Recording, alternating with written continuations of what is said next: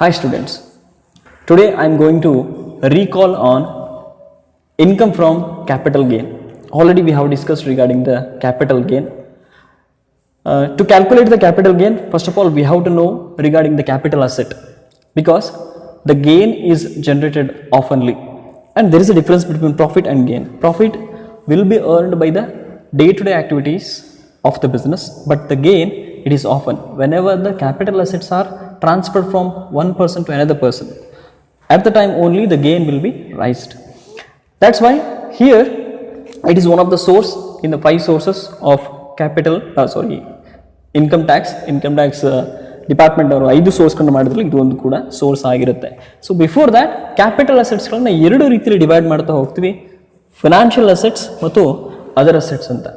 For the purpose of ಅವುಗಳು short term long term ಅಂತ find out ಮಾಡೋದಕ್ಕೋಸ್ಕರ ಅವುಗಳನ್ನ ಫೈನಾನ್ಷಿಯಲ್ ಮತ್ತು ಲಾಂಗ್ ಅದರ್ ದ್ಯಾನ್ ಅಂತ ನೋಡ್ತೀವಿ. ಇನ್ನು ಫಿನಾನ್ಷಿಯಲ್ ಅಸೆಟ್ಸ್ಗಳಲ್ಲಿ ಯಾವುದು ಶಾರ್ಟ್ ಟರ್ಮ್ ಕ್ಯಾಪಿಟಲ್ ಅಸೆಟ್ಸ್ ಆಗುತ್ತೆ ಮತ್ತೆ ಲಾಂಗ್ ಟರ್ಮ್ ಕ್ಯಾಪಿಟಲ್ ಅಸೆಟ್ ಆಗುತ್ತೆ ಅನ್ನೋದನ್ನ ನೋಡೋಣ. ಅಂಡ್ ಅದರ್ ಅಸೆಟ್ಸ್ ನೋಡ್ತಾ ಹೋಗೋಣ. See here, and that duration, ಆ ಪೀರಿಯಡ್ ಯಾವುದ್ರ ಮೇಲೆ ಡಿಪೆಂಡ್ ಆಗುತ್ತೆ ಅಂತ ಹೇಳಿದ್ರೆ the assessee, the person who is paying the tax, ಅವನ ಕೈಯಲ್ಲಿ ಎಷ್ಟು ದಿನವರೆಗೂ ಅದಿರುತ್ತೆ with the hand of the assessee.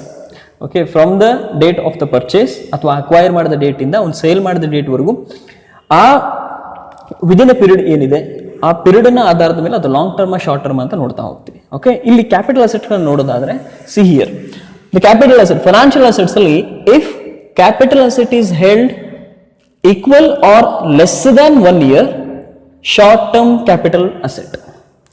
Okay, ಏನು ಅಂತ ಹೇಳಿದ್ರೆ ಕ್ಯಾಪಿಟಲ್ ಅಸೆಟ್ 1 ವರ್ಷದ ಅವಧಿಗಿಂತ ಕಡಿಮೆ ಅದನ್ನ ಅವನು ಹೆಲ್ಡ್ ಮಾಡಿದ್ರೆ ಅಥವಾ ಈಕ್ವಲ್ ಟು 1 year, ಅದು ಶಾರ್ಟ್ ಟರ್ಮ್ ಕ್ಯಾಪಿಟಲ್ ಅಸೆಟ್ ಆಗುತ್ತೆ. ಯಾವುದು? Financial assets. It may be a shares, debentures, securities, bonds, ಇವುಗಳೇನಾದ್ರು. ಇನ್ನು ಅದೇ ಕ್ಯಾಪಿಟಲ್ ಅಸೆಟ್ ಅನ್ನ ಮೋರ್ ದೆನ್ 1 year ಅವನೇನಾದ್ರೂ ವಿತ್ ಹೋಲ್ಡ್ ಮಾಡ್ಕೊಂಡಿದ್ರೆ ಅದು ಲಾಂಗ್ ಟರ್ಮ್ ಕ್ಯಾಪಿಟಲ್ ಅಸೆಟ್ ಆಗುತ್ತೆ. ಯಾವುದು? ಫೈನಾನ್ಷಿಯಲ್ ಅಸೆಟ್ಗಳಿಗೆ. ಇನ್ನು ಅದರ್ ಅಸೆಟ್ಸ್ ಗಳನ್ನ ನೋಡೋದಾದ್ರೆ if capital asset is held equal or less than 3 years, it is short term capital asset. ಆ ಅಸೆಟ್ ಅನ್ನ ಅಂದ್ರೆ ಅದರ್ ದ್ಯಾನ್ ಫೈನಾನ್ಷಿಯಲ್ ಅಸೆಟ್ಸ್ ಅನ್ನ ಅವನು equal to 3 years or less than 3 years, 3 ವರ್ಷದ ಒಳಗಡೆಗೆ ಅವನ ಹತ್ರ ಇತ್ತು, ಆ ವರ್ಷ ಅವಧಿಯಲ್ಲಿ ಅವನ ಹತ್ರ ಇತ್ತು ಅನ್ನೋದಾದ್ರೆ ಆ ಟ್ರೀಟ್ ಅದನ್ನ ಏನು ಟ್ರೀಟ್ ಮಾಡ್ತೀವಿ? ಶಾರ್ಟ್ ಟರ್ಮ್ ಕ್ಯಾಪಿಟಲ್ ಅಸೆಟ್ ಅಂತ ಟ್ರೀಟ್ ಮಾಡ್ತೀವಿ. Now if the capital asset is held more than 3 years, that should be treated as a long term capital asset. ಏನು ಆ ಒಂದು ಅಸೆಟ್ ಆ ಅಸೆಸ್ಸಿ ಕೈಯಲ್ಲಿ ಅಂದ್ರೆ ಅಕ್ವೈರ್ ಮಾಡಿದ ಡೇಟ್ ಇಂದ ಸೇಲ್ ಮಾಡಿದ ಡೇಟ್ ವರೆಗೂ ಏನು ಆ ವಿದಿನ್ ಪೀರಿಯಡ್ ಇರುತ್ತೋ ಆ period if it is more than 3 years, that asset is treated as a long term capital asset. ಇನ್ನು ಇಲ್ಲಿ ಒಂದು ಅಸೆಟ್ ಇದೆ, ಡಿಪ್ರಿಷಿಯಬಲ್ ಅಸೆಟ್ಸ್. ಈ ಡಿಪ್ರಿಷಿಯಬಲ್ assets always treated as a short term capital asset. Sir ಹಾಗೆ ಡಿಪ್ರಿಷಿಯಬಲ್ assets ಅನ್ನ find out ಮಾಡೋದು? So depreciable assets ಅಂದ್ರೆ nothing but return down value ಕೊಟ್ಟಿದ್ದಾನೆ ಪ್ರಾಬ್ಲಮ್ ಅಲ್ಲಿ ಅಂತ ಹೇಳಿದ್ರೆ that should be treated as a short term capital asset. So depreciable assets ಗಳನ್ನ ಏನಂತ ಟ್ರೀಟ್ ಮಾಡ್ತಾರೆ? ಶಾರ್ಟ್ ಟರ್ಮ್ ಕ್ಯಾಪಿಟಲ್ ಅಸೆಟ್ಸ್ ಗಳಂತ ಟ್ರೀಟ್ ಮಾಡ್ತಾರೆ. ಆಲ್ವೇಸ್ ನಮಗೆ ಸಿಂಪಲ್ ಆಗಿ ಟ್ರಿಕ್ ನೆನ್ಪಿಡಬೇಕು ಅಂತ ಹೇಳಿದ್ರೆ ರಿಟರ್ನ್ ಡೌನ್ ವ್ಯಾಲ್ಯೂ ಯಾವ ಅಸೆಟ್ ಕೊಟ್ಟಿದ್ದಾನೋ ಆ ಅಸೆಟ್ಗಳನ್ನು ನಾವು always treat as a short term capital asset ಅಂತ. ಓಕೆ, 3 ರೀತಿಯ ಅಸೆಟ್ಸ್ಗಳಿದಾವೆ, ಫೈನಾನ್ಷಿಯಲ್ ಅಸೆಟ್, ಅದರ್ ಅಸೆಟ್ಸ್ ಮತ್ತು ಡಿಪ್ರಿಷಿಯಬಲ್ ಅಸೆಟ್ಸ್ಗಳನ್ನ. ಇನ್ನು ಸೆಲ್ಫ್ ಜನರೇಟೆಡ್ ಅಸೆಟ್ಸ್ ಅಂತ ಕೂಡ ಬರ್ತವೆ. ಆ ಸೆಲ್ಫ್ ಜನರೇಟೆಡ್ ಅಸೆಟ್ಸ್ಗಳನ್ನ ನಾವು ಆನ್ ದ ಬೇಸ್ ಆಫ್ ಹೆಲ್ಡಿಂಗ್ ಅದು ಕೂಡ, ಬಟ್ ಅದು ಏನಂತ ಹೇಳಿದ್ರೆ ಅದು ರೈಸ್ ಆಗೋದ್ರಿಂದ ಅದನ್ನ ಜನರೇಟ್ ಮಾಡಬೇಕಾಗಿರೋದ್ರಿಂದ there is no long term short term, but ಅವುಗಳನ್ನೇ ಟ್ರೀಟ್ ಮಾಡಲಿಕ್ಕೆ ಅಂದ್ರೆ ಅವುಗಳನ್ನೇ ಕ್ಯಾಲ್ಕುಲೇಷನ್ ಮಾಡಲಿಕ್ಕೆ there is a separate formula ಅವರ separate method is there. So next ನೋಡೋದಾದ್ರೆ how to compute this income from capital gain. There is a procedure. First one, sale consideration. Sale consideration. So ಈ sale consideration ಅಂದ್ರೆ nothing but in a previous year if the assessee sold the asset, ನೆನಪಿರಲಿ previous year ಅಲ್ಲಿ ಏನ್ sale ಮಾಡ್ತಾರೋ ಆ asset ಗಳನ್ನ ಮಾತ್ರ ನಾವಿಲ್ಲಿ ಕನ್ಸಿಡರೇಷನ್ ಮಾಡ್ತೀವಿ. If it is preceding the previous year, ಯಾವುದೋ ಒಂದು ಬೇರೆ ವರ್ಷದಲ್ಲಿ ಆದಂತಹ ಸೇಲ್ಸ್ ಬಗ್ಗೆ ನಾವಿಲ್ಲಿ ಮಾತಾಡಲ್ಲ, only in the previous year ಏನ್ ಸೇಲ್ ಆಗಿರುತ್ತೋ ಆ ಸೇಲ್ ಬಗ್ಗೆ ಮಾತ್ರ ಮಾತಾಡ್ತೀವಿ. ಅಂಡ್ ಆಲ್ವೇಸ್ ನೆನಪಿರ್ಲಿ ಆ ಪ್ರೀವಿಯಸ್ ಇಯರ್ ನಮ್ಮ ಹಿಂದಿನ ವರ್ಷದ್ದಾಗಿರುತ್ತೆ. For that there is a CII. CII ಅಂದ್ರೆ ಏನಂತ ಆಮೇಲೆ ಹೇಳ್ತೀವಿ. ಮೊದಲಿಗೆ ಈ ಸೇಲ್ ಕನ್ಸಿಡರೇಷನ್ ಅಂತ ಹೇಳಿದ್ರೆ ಸೇಲ್, ಆ ಸೋಲ್ಡ್ ಮಾಡಿದ ಅಮೌಂಟ್ ಎಷ್ಟಿರುತ್ತೋ ಅದನ್ನ ಇಲ್ಲಿ ಬರ್ಕೊಳ್ತೀವಿ. Okay, it may be a short term or a long term. Less selling expense expense. ಈ ಸೆಲ್ಲಿಂಗ್ ಎಕ್ಸ್ಪೆನ್ಸ್ ಅಂತ ಹೇಳಿದ್ರೆ at the time of selling of the good assets ಗಳನ್ನ ಸೇಲ್ ಮಾಡಬೇಕಾದ್ರೆ if he has paid any transport expenses, okay, selling expense ಅಂತ ಹೇಳಿದ್ರೆ ಅಲ್ಲಿ transport expense ಬರ್ಬೋದು, brokerage ಬರ್ಬೋದು, ಅಥವಾ ಆ ಸೇಲಿಗೆ ಸಂಬಂಧಪಟ್ಟಂತ ಅದರ್ ಎಕ್ಸ್ಪೆಂಡಿಚರ್ಸ್ ಗಳು ಏನೇ ಇದ್ರು ಕೂಡ ಅವುಗಳನ್ನ ಇಲ್ಲಿ ಏನ್ ಮಾಡ್ತೀವಿ ಅಂದ್ರೆ ಲೆಸ್ ಮಾಡ್ತೀವಿ. Okay, so after lessing the selling expense, whatever the amount we will get, that should be called net sale consideration. Okay, net sale consideration. In net sale consideration ಏನು ಅಂತ ಹೇಳಿದ್ರೆ ಸೇಲ್ಸ್ ಪ್ರೊಸೀಜರ್ ಅಲ್ಲಿ selling expense less ಮಾಡಿ ಉಳಿದಿರುವಂತ amount. In less, ಈಗ ಒಂದು ಗಮನದಲ್ಲಿರಲಿ, only for long term capital assets ಗಳಿಗೆ ಮಾತ್ರ ಇಂಡೆಕ್ಸ್ಡ್ ಬೆನಿಫಿಟ್ ಸಿಗುತ್ತೆ. ಈ ಇಂಡೆಕ್ಸ್ಡ್ ಬೆನಿಫಿಟ್ಸ್ ಅಂದ್ರೆ ಏನು ಅಂತ ಹೇಳಿದ್ರೆ, to the each and every year there is a index number. ಆ ಇಂಡೆಕ್ಸ್ ನಂಬರ್ ಯಾಕೆ ಬೇಕು ಅಂತ ಹೇಳಿದ್ರೆ to know the present value of that asset. ಯಾಕಂತ ಹೇಳಿದ್ರೆ ಇನ್ನು 1991 ಅಥವಾ 2000 ಅಲ್ಲಿ ನಾವೇನಾದ್ರೂ ಒಂದು 2002 ಅಲ್ಲಿ ಒಂದು ಅಸೆಟ್ ಅನ್ನ ಪರ್ಚೇಸ್ ಮಾಡಿದ್ವಿ and now it has to be going for sale. ಇನ್ನು ಪ್ರೀವಿಯಸ್ ಅಲ್ಲಿ ನಾವು ಅದನ್ನ ಸೇಲ್ ಮಾಡ್ತೀವಿ, ಬಟ್ ಅವಾಗಿದ್ದಂತಹ ಅದರ ವ್ಯಾಲ್ಯೂ ನಾವು ಪ್ರೆಸೆಂಟ್ ವ್ಯಾಲ್ಯೂಗೆ ಕನ್ವರ್ಟ್ ಮಾಡೋದಕ್ಕೋಸ್ಕರ ನಮಗೆ ಬೇಕಾಗಿರುವಂತದ್ದು ಇಂಡೆಕ್ಸ್ ಗಳಾಗಿರ್ತವೆ. ಓಕೆ, ದಟ್ ಇಂಡೆಕ್ಸ್ ಬೆನಿಫಿಟ್ ಸಿಗೋದು ಯಾರಿಗೆ ಅಂತ ಹೇಳಿದ್ರೆ only for the long term capital assets. Okay, short term capital assets ಗೆ ಅದು ಸಿಗಲ್ಲ, ಜಸ್ಟ್ ಕಾಸ್ಟ್ ಆಫ್ ಅಕ್ವಿಸಿಷನ್ ಅಂತ ಮಾತ್ರ ಸಿಗುತ್ತೆ. ಸಿ ಹಿಯರ್, ಇಲ್ಲಿ indexed cost of acquisition, the indexed cost of acquisition only for long term capital assets. Okay, index benefit ಸಿಗೋದು long term capital assets ಗಳಿಗೆ ಮಾತ್ರ ಇರುತ್ತೆ. So indexed cost of acquisition formula ಇದೆ, ಅದು ಏನು ಅಂತ ನಾನು ಬರೀತೀನಿ, ನೋಡ್ತಾ ಹೋಗ್ರಿ. ಈ indexed cost of acquisition ಅಂತ ಹೇಳಿದ್ರೆ there is a two type actually. Indexed cost of acquisition,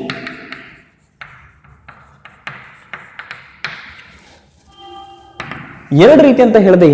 ಹೇಗೆ ಅಂತ ಹೇಳಿದ್ರೆ 2000 ಕಿಂತ ಬಿಫೋರ್ ಆ ಅಸೆಟ್ ಏನಾದ್ರೂ ನಾವು ಅಕ್ವೈರ್ ಮಾಡಿದ್ವಿ ಅಂತ ಹೇಳಿದ್ರೆ ಅಲ್ಲಿ ಎರಡು ರೀತಿಯ ಕಂಪ್ಯಾರಿಸನ್ ಗಳು ಬರ್ತವೆ. ಏನು ಅಂತ ಹೇಳಿದ್ರೆ, ಒಂದು fair market value or actual cost of acquisition. Actual cost of acquisition, whichever is high. ಯಾಕೆ ಇದನ್ನ ಮಾಡಬೇಕು ಅಂತ ಹೇಳಿದ್ರೆ 2000 ಗಿಂತ ಮುಂಚೆ we don't have any index. Okay, ಮುಂಚೆ ಏನಿತ್ತು ಅಂತ ಹೇಳಿದ್ರೆ 1980 ಇಂದ ನಾವೇನ್ ಮಾಡ್ತಾ ಇದ್ವಿ, ಇಂಡೆಕ್ಸ್ ಕನ್ಸಿಡರೇಷನ್ ಮಾಡ್ತೀವಿ. ಬೇಸ್ ಇಯರ್ 1980 ಅಂತ ತಗೊಂಡಾಗಿತ್ತು. ಸೊ 1981 ಅನ್ನ ಬೇಸ್ ಇಯರ್ ಅಂತ ತಗೊಂಡು ಅದರ ನೆಕ್ಸ್ಟ್ ಇಂಡೆಕ್ಸ್ ನೋಡ್ತಾ ಇದ್ವಿ. But now it has change for 2001 is a base year, ಅಲ್ಲಿಂದ ನೋಡ್ತಾ ಹೋಗ್ತೀವಿ.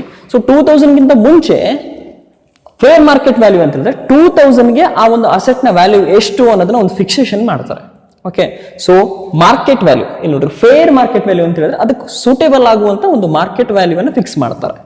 And we have to compare with the actual cost of acquisition. ಅಕಸ್ಮಾತ್ ಅವಾಗ ತಗೊಂಡ ಈಗ 1992 ಅಲ್ಲಿ ನಾವು ಒಂದು ಅಸೆಟ್ ಪರ್ಚೇಸ್ ಮಾಡಿದೀವಿ ಅಂತ ತಿಳ್ಕೊಂಡ್ರೆ 1992 ಅಲ್ಲಿ ಅದರೊಂದು 1 lakh ಇತ್ತು ಅಂತ ತಿಳ್ಕೊಳ್ಳೋಣ. ಬಟ್ ಫೇರ್ ಮಾರ್ಕೆಟ್ ವ್ಯಾಲ್ಯೂ 1,20,000 ಇದೆ, ಯಾವ ಟೈಮ್ಗೆ 2000. ಸೊ ಅವೆರಡನ್ನೂ ಕಂಪೇರ್ ಮಾಡ್ತೀವಿ, ಅದರೊಳಗಡೆ ವಿಚ್ ಎವರ್ ಇಸ್ ಹೈಯೆಸ್ಟ್ ಇರುತ್ತೆ ಇಲ್ಲಿ ತಗೊಳ್ತೀವಿ.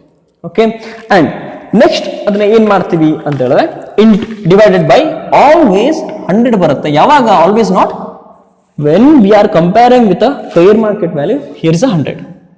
ಫೇರ್ ಮಾರ್ಕೆಟ್ ವ್ಯಾಲ್ಯೂ ಜೊತೆಗೆ ಅದನ್ನ ಕಂಪೇರ್ ಮಾಡ್ತೀವಿ ಅಂತ ಹೇಳಿದ್ರೆ don't worry, just take it as a 100 into CII for the year in which asset is sold or transferred. Okay, so here asset ಯಾವ year ಅಲ್ಲಿ ಸೇಲ್ ಆಗಿದೆ, CII for the year in which asset is transferred, almost all CII of previous year ಆಗಿರುತ್ತೆ ಅಂತ. Okay, so see here, fair market value or actual cost of acquisition divided by 100 into CII for the year in which asset is sold or transferred. Okay. So ಇಲ್ಲಿ ನೋಡ್ರಿ CII ಅಂದ್ರೆ ಏನು ಅಂತ ಹೇಳಿದ್ರೆ cost inflation index ಅಂತ. So it is different from 1 year to 1 year, 1 year ಇಂದ ಇನ್ನೊಂದು ಇಯರ್ಗೆ ಅದನ್ನ ನೆಟ್ ಪ್ರೆಸೆಂಟ್ ವ್ಯಾಲ್ಯೂ ಕನ್ಫರ್ಮ್ ಮಾಡೋದಕ್ಕೋಸ್ಕರ ಇಂಡೆಕ್ಸ್ ನಂಬರ್ನ ಕ್ಯಾಲ್ಕುಲೇಷನ್ ಮಾಡ್ತಾರೆ. ಇನ್ನು ಬಿಸ್ನೆಸ್ ಸ್ಟ್ಯಾಟಿಸ್ಟಿಕ್ಸ್ ಅಲ್ಲಿ ಅದಕ್ಕಂತ ಕೆಲವೊಂದಿಷ್ಟು ಮೆಥಡ್ಸ್ಗಳಿದ್ದಾವೆ. ಸೊ CI ಅಂದ್ರೆ ಕಾಸ್ಟ್ ಇನ್ಫ್ಲೇಷನ್ ಇಂಡೆಕ್ಸ್. ಆ CII for the year in which the asset is sold ಅನ್ನೋದಿದೆಯಲ್ಲ, ಅಂದ್ರೆ ಯಾವ ವರ್ಷದಲ್ಲಿ ಅದನ್ನು ಸೇಲ್ ಮಾಡಿದ್ರೆ ಅಂದ್ರೆ ಪ್ರೀವಿಯಸ್ ಇಯರ್ ಇದೆ. ಆ ಪ್ರೀವಿಯಸ್ ಇಯರ್ನ CII ನ ಪ್ರಾಬ್ಲಮ್ ಅಲ್ಲಿ ಕೊಟ್ಟಿರ್ತಾರೆ. And that is different from 1 year to another year. Yes. So CII ಇದು ಒಂದು ರೀತಿ.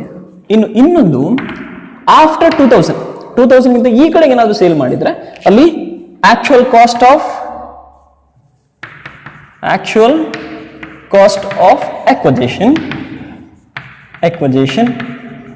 divided by CII of the year of acquisition. Simple ಆಗಿ ಬರೀತಾ ಇದ್ದೀನಿ ಯಾಕಂದ್ರೆ ತುಂಬಾ ದೊಡ್ಡದೆ. Into CII of the year in which asset is transferred. Okay.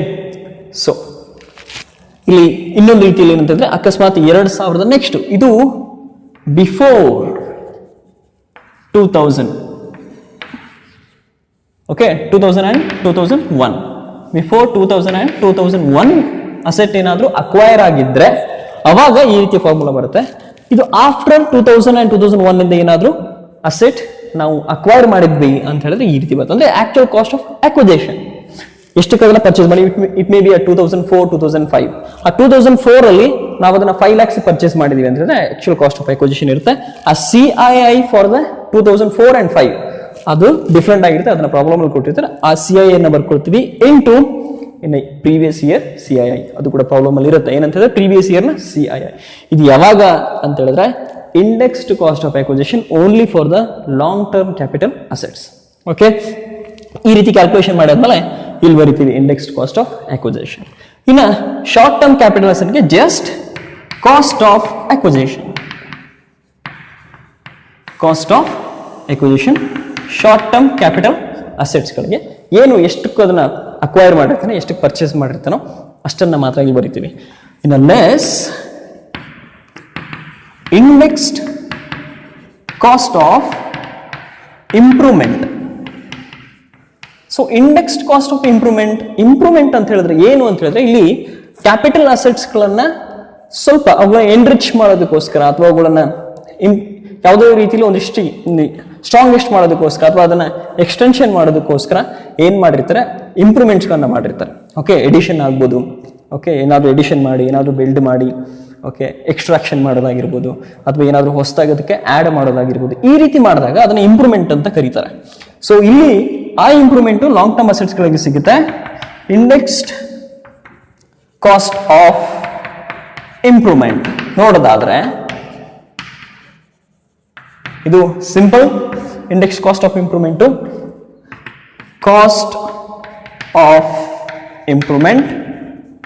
Cost of improvement divided by CII of the year of improvement into CII of the year in which asset is transferred. Okay. So ಅದು formula ತುಂಬಾ ದೊಡ್ಡದಾಗುತ್ತೆ, but ನಮಗೆ ನೆನಪಿರ್ಲಿಕ್ಕೋಸ್ಕರ CII of the year of improvement ನೆನಪಿರ್ಲಿ. ಯಾವ year ಅಲ್ಲಿ ಆ improvement ಆಗಿದೆ ಅದರ ಕಾಸ್ಟ್ ತಗೊಳ್ತೀವಿ and divided by CII of that improvement year. ಅದು it may be 2008, 9 whatever it may be, ಆ ಒಂದು ಇಯರ್ನ CII ಅನ್ನೋರು ಕೊಡ್ತಾರೆ. ಅಂಡ್ ಆಸ್ ಯೂಶುವಲ್ ಪ್ರೀವಿಯಸ್ ಇಯರ್ನ ಇಂಡೆಕ್ಸ್ ತಗೊಳ್ತೀವಿ. ಓಕೆ. ಅಂಡ್ ಅಕಸ್ಮಾತ್ ಈ cost of improvement if it is held or if it is take over before the 2000, 2000ಕ್ಕಿಂತ ಹಿಂದೆ ಏನಾದರೂ ಕಾಸ್ಟ್ ಆಫ್ ಇಂಪ್ರೂವ್ಮೆಂಟ್ ಆಗಿದ್ರೆ just keep it as a nil. 2000 ಹಿಂದೆ ಅಂದರೆ ಬಿಫೋರ್ 2000 ಏನಾದರೂ ಕಾಸ್ಟ್ ಆಫ್ ಇಂಪ್ರೂವ್ಮೆಂಟ್ಗಳಾಗಿದ್ದರೆ ಅದನ್ನು ಕ್ಯಾಲ್ಕುಲೇಷನ್ ಮಾಡಲ್ಲ, ಏನು ಮಾಡ್ತೀವಿ ಅಂದರೆ ಜಸ್ಟ್ ಅದನ್ನು ನಿಲ್ ಅಂತ ಬರೀತೀವಿ. ಓಕೆ, ಇದು only for index cost of improvement is to long term capital assets. ಇನ್ನು ಶಾರ್ಟ್ ಟರ್ಮ್ ಕ್ಯಾಪಿಟಲ್ಸ್ಗೆ ಕಾಸ್ಟ್ ಆಫ್ ಇಂಪ್ರೂವ್ಮೆಂಟ್ ಏನು ಕಾಸ್ಟ್ ಆಗಿರುತ್ತೋ ಅದನ್ನು ನೇರವಾಗಿ ಬರೀತೀವಿ ಅಂತ. ಸೊ ಲೆಸ್, ಓಕೆ, ಬಟ್ ಇವಾಗ the amount will remain here, ಈ ಅಮೌಂಟ್ ಉಳಿಯುತ್ತೆ. ಕಾಸ್ಟ್ ಆಫ್ ಇಂಪ್ರೂವ್ಮೆಂಟನ್ನು, ಕಾಸ್ಟ್ ಆಫ್ ಅಕ್ವಸಿಷನನ್ನು ಎರಡೂ ಕೂಡ ಲೆಸ್ ಮಾಡ್ತೀವಿ ಅಂತ. ಸೊ ಉಳಿಯೋದನ್ನು ನಾವು actually gross capital gain or loss ಅಂತ ಕರಿತೀವಿ. ಯಾಕೆ ಅಂತ ಹೇಳ್ತೀನಿ ನಿಮಗೆ. Gross capital gain or loss, ಈ ಶಾರ್ಟ್ ಟರ್ಮ್ ಇದು ಕ್ಯಾಪಿಟಲ್ ಲಾಸ್ ಕೂಡ ಆಗ್ಬೋದು ಸಮ್ಟೈಮ್ಸ್, ಬಿಕಾಸ್ ಪ್ರೆಸೆಂಟ್ ವ್ಯಾಲ್ಯೂಗೆ ಕಂಪೇರ್ ಮಾಡಿದಾಗ ನಾವು ಏನು ಅಕ್ವೈರ್ ಮಾಡಿರ್ತೀವಿ ಅದು ಕಡಿಮೆ ಕೂಡ ಆಗಬಹುದು. Loss, may be a loss. And less exemptions, less exemptions. ಈ ಕ್ಯಾಪಿಟಲ್ ಅಸೆಟ್ಸ್ಗಳಲ್ಲಿ ಎಕ್ಸಂಪ್ಷನ್ಸ್ ಏನು ಬರ್ತವೆ ಅಂದರೆ ಅವು 54, 54D, 54F, 54G ಅಂತ ಬರುತ್ತೆ, 54GA ಬರುತ್ತೆ, ಆ್ಯಂಡ್ 54E ಆ್ಯಂಡ್ C ಅಂತ ಬರುತ್ತೆ, 54GB ಬರುತ್ತೆ. ಇವೆಲ್ಲ ಏನು ಹೇಳ್ತವೆ, ಯಾಕೆ ಎಕ್ಸಂಪ್ಷನ್ ಕೊಡ್ತಾರೆ ಇನ್ಕಮ್ ಟ್ಯಾಕ್ಸ್ ಡಿಪಾರ್ಟ್ಮೆಂಟು ಅಂತ ಹೇಳಿದ್ರೆ for the purpose of to encourage the tax payers to pay the taxes. Exemption ಯಾಕೆ ಕೊಡಬೇಕು? ಕ್ಯಾಪಿಟಲ್ ಗೇನ್ ಅಲ್ಲಿ it is the huge amount. Almost all capital ಅಸೆಟ್ಸ್ಗಳನ್ನ ಮಾರಾಟ ಮಾಡಿದಾಗ ಸಿಗುವಂಥ ಗೇನು ಕಡಿಮೆ ಅಂದ್ರೂ ಕೂಡ ಸ್ವಲ್ಪ ಜಾಸ್ತಿ ಅಮೌಂಟ್ ಇಂದ ಇರುತ್ತೆ. ಅದನ್ನ ಅವರು ರೀಇನ್ವೆಸ್ಟ್ಮೆಂಟ್ ಮಾಡಲಿ ಅಂತ. Okay, that should not be a dead amount. ಅದೇನಾಗಬಾರ್ದು, ಡೆಡ್ ಆಗಿ ಉಳಿಬಾರ್ದು. ಅದು ಏನಾಗಬೇಕು, ಮತ್ತೆ ಮೊಬಲೈಸ್ಡ್ ಆಗಬೇಕು ಅನ್ನೋ ಕಾರಣಕ್ಕೆ within 3 years, within 2 years or within 1 year ಅದನ್ನ ರೀಇನ್ವೆಸ್ಟ್ಮೆಂಟ್ ಮಾಡಿದ್ರೆ ಅವರಿಗೆ ಎಕ್ಸಂಪ್ಷನ್ ಸಿಗ್ತಾ ಇರುತ್ತೆ. ಅಂದ್ರೆ ಎಷ್ಟು ಅವ್ರು ವಾಪಸ್ ಇನ್ವೆಸ್ಟ್ಮೆಂಟ್ ಮಾಡಿರ್ತಾರೋ ಅಷ್ಟಕ್ಕೆ ಅವ್ರಿಗೆ ಎಕ್ಸಂಪ್ಷನ್ ಸಿಗುತ್ತೆ. ಓಕೆ, ಕೆಲವೊಂದು ಕಡೆ ಚೇಂಜಸ್ ಇದೆ. ಸೊ ಆ ಎಕ್ಸಂಪ್ಷನ್ ಕೊಡೋದು ಇಲ್ಲಿ ಅಂಡರ್ ಸೆಕ್ಷನ್ 54 ಇಂದ ಕೊಡ್ತಾ ಹೋಗ್ತಾರೆ. 54E, C, 54B ಇದೆ, 54 ಅಷ್ಟೇ ಇದೆ, 54E and C, 54F ಇದೆ. ಯಾವಾಗ ಕೊಡ್ತಾ ಹೋಗ್ತಾರೆ, ಸ್ವಲ್ಪ ಹಾಗೆ ಸಣ್ಣದಾಗಿ ಹೇಳ್ತಾ ಹೋಗ್ಬಿಡ್ತೀನಿ. ಅಂಡರ್ ಸೆಕ್ಷನ್ 54 ಅಂತ ಹೇಳಿದ್ರೆ ರೆಸಿಡೆನ್ಷಿಯಲ್ ಹೌಸ್ ಅನ್ನ ಮಾರಾಟ ಮಾಡಿ ಹೊಸ ರೆಸಿಡೆನ್ಷಿಯಲ್ ಹೌಸ್ ಅನ್ನ ಪರ್ಚೇಸ್ ಮಾಡಿದ್ರೆ 54 ಸಿಗುತ್ತೆ. ಸಿಂಪಲ್, ಕೆಲವೊಂದಿಷ್ಟುಗಳನ್ನು ಮಾತ್ರ ನೆನ್ಪಿಟ್ಟು. ಒಂದು ನಾವು ವಾಸ ಮಾಡ್ತಿರುವಂಥ ಮನೆಯನ್ನ ಮಾರಾಟ ಮಾಡಿ within 2 year, okay, within 2 year ಆ ಅಮೌಂಟ್ ಅನ್ನ ಇನ್ನೊಂದು ಹೊಸ ರೆಸಿಡೆನ್ಷಿಯಲ್ ಹೌಸ್ ಅನ್ನ ಪರ್ಚೇಸ್ ಮಾಡಕ್ಕೆ ನಾವೇನಾದ್ರೂ ಇನ್ವೆಸ್ಟ್ಮೆಂಟ್ ಮಾಡಿದ್ವಿ ಅಂತ ಹೇಳಿದ್ರೆ ದಟ್ ಈಸ್ ಅಂಡರ್ ಸೆಕ್ಷನ್ 54 ಅಲ್ಲಿ ಎಕ್ಸಂಪ್ಷನ್ ಸಿಗುತ್ತೆ. ಯಾವಾಗ ರೆಸಿಡೆನ್ಷಿಯಲ್ ಹೌಸ್ ಅನ್ನು ಮಾರಾಟ ಮಾಡಿ ಹೊಸ ರೆಸಿಡೆನ್ಷಿಯಲ್ ಹೌಸ್ ಅನ್ನ ಪರ್ಚೇಸ್ ಮಾಡಿದಾಗ.